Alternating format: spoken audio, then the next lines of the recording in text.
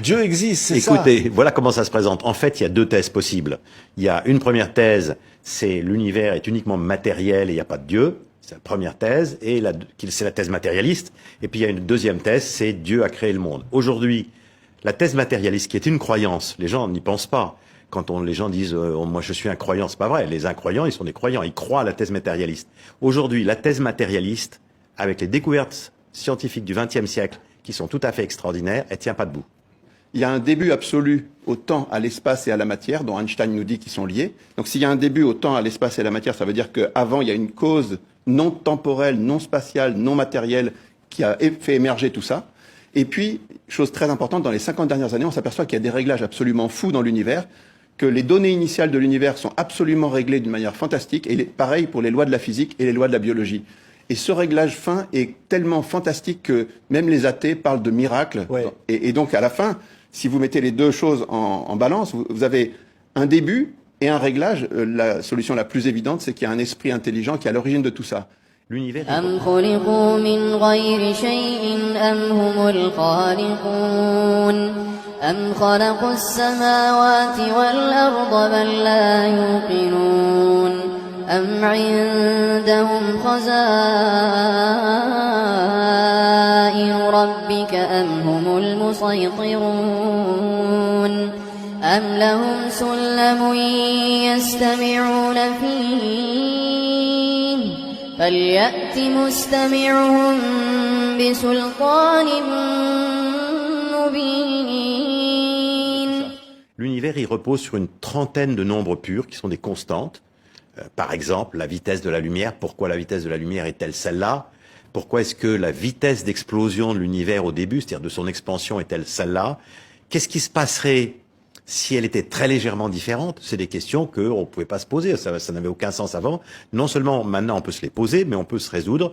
On sait que, par exemple, sur la vitesse d'expansion de l'univers au moment du premier instant, si la 15e décimale avait été un point au-dessus ou un point en dessous, la 15e décimale, l'univers n'existerait pas. Donc, le réglage de l'univers est incroyable. Oui. Donc vous dites pas de hasard, vous dites c'est pas possible. Non, parce que le hasard peut exister quand il y a une infinité de possibilités de solutions, mais l'univers est unique, donc il peut pas y avoir de hasard là-dedans, ça marche Oui. pas. Toutes les théories. إنا كل شيء خلقناه بقدر وما أمرنا إلا واحدة كلمح بالبصر. Ça marche Oui. pas. Toutes les théories athées de tous les temps ont dit le temps est infini dans le passé, la matière a toujours existé. Bon, mais ça, c'est fini. On peut plus penser ça scientifiquement. Parce que maintenant, on sait qu'il y a eu un début au temps, à l'espace et à la matière. Oui. Vous ne croyez pas à l'infini avant, Non, et à l'infini mais après, c'est pas nous. ou à une Ouais. multitude Non, d'infinis. scientifiquement, l'idée de l'infini a été détruite par plusieurs découvertes. La première découverte qui a détruit l'idée de l'infini, c'est ce qu'on appelle la thermodynamique. Et il ne faut pas que les auditeurs soient inquiets. En fait, c'est des idées très simples. La thermodynamique, c'est que l'univers est comme une bougie, elle s'use. On l'a allumée, elle brûle, ça va durer un Oui. certain temps, mais en fait, Donc ça va s'arrêtera. Il y par aura exemple, la fin du monde, la fin de l'univers. voilà, par exemple. يوم نطوي السماء كطي السجل للكتب كما بدأنا أول خلق نعيده وعدا علينا إنا كنا فاعلين. Voilà. Par exemple, le Soleil que nous aimons beaucoup, il est né il y a 4 milliards d'années. Avant, il n'existait pas. Et nous savons aujourd'hui que dans 5 milliards d'années, il sera complètement éteint, il sera complètement noir et froid. Donc, tout le système solaire va être éteint.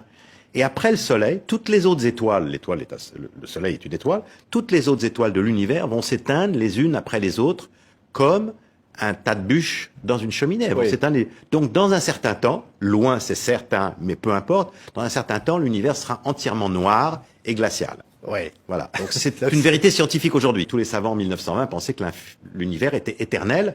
Tout le monde pensait ça pendant très très longtemps. Il était infini géométriquement et puis il était stable. Or en fait, rien de tout ça est vrai. L'univers n'est pas stable, il est en expansion.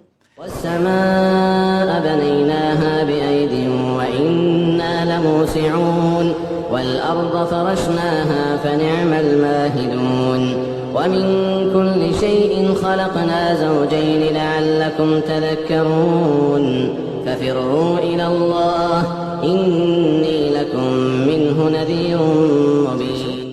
et puis il n'est pas éternel, il a un début et une fin, et très vraisemblablement, il est en plus géométriquement fini, c'est-à-dire que si on partait de droit devant soi, on viendrait à son point de départ. Cette révolution-là dont on parle, celle du Big Bang, mais pas seulement celle-là, celle aussi de la thermodynamique, de la relativité, la mécanique quantique, la découverte de la complexité en biologie, la découverte du réglage fin de l'univers qui date de 50 ans, ça n'a pas encore été compris, ça n'a pas encore été intégré par la mentalité générale, si vous voulez. Or, ça change complètement la donne. Ça fait un retournement. C'est un retournement. Et donc, dans l'équation, quand vous regardez le dossier comme ça, vous voyez toute une série de raisons de croire classiques qui font que les gens ont toujours cru en Dieu, l'émerveillement devant l'univers, la beauté de raisonnement qu'on peut devant un coucher de soleil, tout ça, mais aussi des raisonnements philosophiques, des choses liées à la morale, des choses liées à la révélation, plein de choses. Tout ça, ça reste. Et en plus, la science vient de se retourner. Donc, je vous dis... La physique s'est tellement développée qu'elle est venue envahir le champ de la métaphysique. Avant, il y avait la physique et la métaphysique et personne ne se parlait. Mais la physique, elle a débordé de son lit comme une crue énorme, comme on voit à la télévision quand il y a les fleuves qui débordent. La physique et les mathématiques ont débordé de leur lit et ils sont venus envahir le champ de la métaphysique. Et ça, c'est très amusant. Le passage de l'inerte au vivant est la vraie question. C'est une vraie question. Comment est-ce qu'on est passé de la matière à la première cellule vivante ? Et ce qui est très intéressant, c'est que pendant très longtemps, là aussi, les gens croyaient des choses, ils pensaient qu'il y avait une soupe primitive, qu'il fallait touiller une soupe primitive, de la chauffer, de mettre du méthane, des molécules, peut-être de mettre quelques décharges de foudre dedans, de l'électromagnétisme, des courants électriques. Pendant 30 ans, il y a des savants qui ont essayé de touiller des soupes primitives. Puis après, on a découvert que la moindre cellule était avec de l'ARN, de l'ADN, des ribosomes qui sont de véritables ordinateurs. Donc dans la moindre cellule, vous avez des ordinateurs. Et donc tous ces gens qui faisaient des recherches, ils ont arrêté de faire leurs recherches. On ne cherche plus aujourd'hui à touiller des soupes primitives pour faire apparaître une cellule vivante parce qu'on sait que ça marchera pas. يا أيها الناس ضرب مثل فاستمعوا له إن الذين تدعون من دون الله لن يخلقوا ذبابا ولو اجتمعوا له وإن يسلبهم الذباب شيئا لا يستنقذوه منه ضعف الطالب والمطلوب ما قدروا الله حق قدره إن الله لقوي عزيز